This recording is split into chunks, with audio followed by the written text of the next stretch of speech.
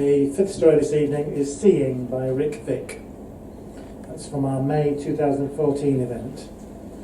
Richard Vick started writing creatively at school about the same time he found himself to be a fast sprinter.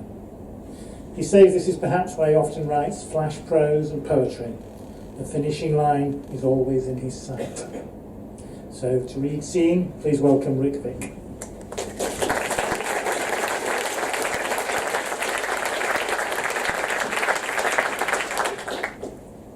Seeing.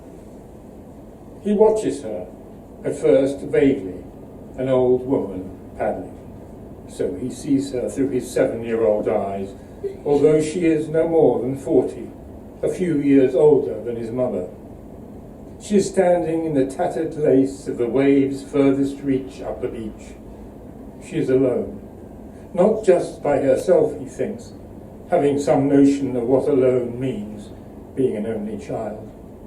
Something about her stillness keeps his eyes fixed on her.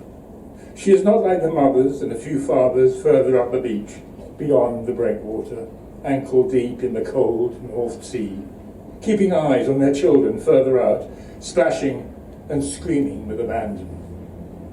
As he watches, he senses a tremor in her body as she lifts her head and stares out to sea. He follows her gaze to the distant smudge of the horizon. There is not much to see, no boats, just the undulations of the waves.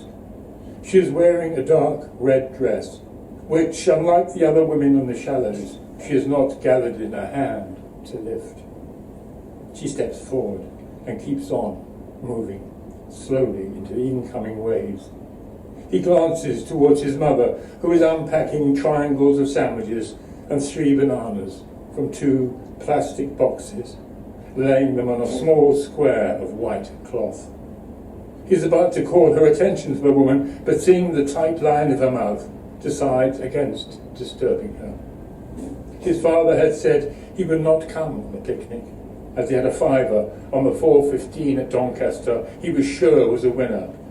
She had not been pleased. She is up to her thighs when he looks back. Something in him knows what she is doing, but he has not the language to put his intuition into words. Deeper and deeper she goes, the sea up almost to her waist.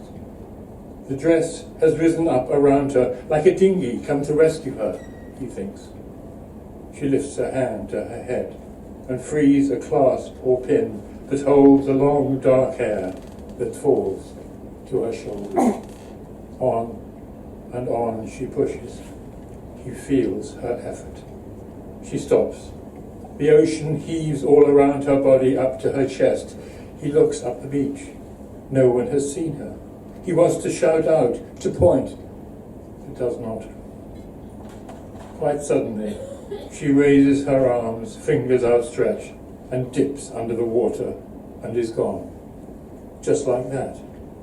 He hugs his knees hard in his arms, staring so hard, willing her to reappear. She does not. No one else has noticed.